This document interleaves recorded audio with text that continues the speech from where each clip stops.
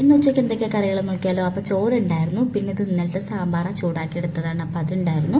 പിന്നെ തേങ്ങയും ഉണക്കച്ചെമ്മീനും കൂടിയും പൊടിച്ചൊരു ചമ്മന്തി ഉണ്ടായിരുന്നു. ഇത് രാവിലത്തെ ചെറുപയർ കറിയാണ്. പിന്നെ ഒരു മേക്ക് വരട്ടി വെച്ചിട്ടുണ്ടായിരുന്നു. പിന്നെ ഇത് ഇന്നലത്തെ എഗ്ഗ് ബിരിയാണിയാണ്, ഞാൻ ഫ്രിഡ്ജിൽ വെച്ചിട്ടുണ്ടായിരുന്നു, അത് ചൂടാക്കി എടുത്ത് കുറച്ചേ ഉണ്ടായിരുന്നുള്ളൂ.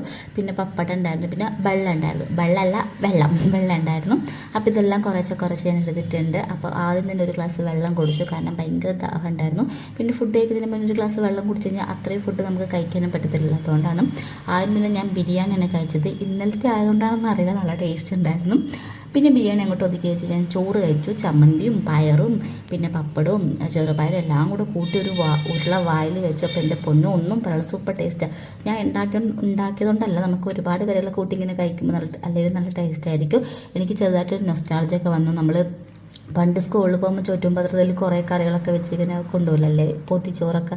അപ്പോൾ അത് ഉച്ചയാകുമ്പോൾ തുറന്ന് കഴിക്കുമ്പോൾ നല്ല ടേസ്റ്റ് ആക്കില്ല, ആ ഒരു നൊസ്റ്റാൾജിയൊക്കെ വന്നു. അപ്പോൾ ഇന്നത്തെ വീഡിയോ ഇത്രയുള്ളൂ. ഇഷ്ടപ്പെട്ട ചാനൽ ഒന്ന് സബ്സ്ക്രൈബ് ചെയ്തേക്കണേ.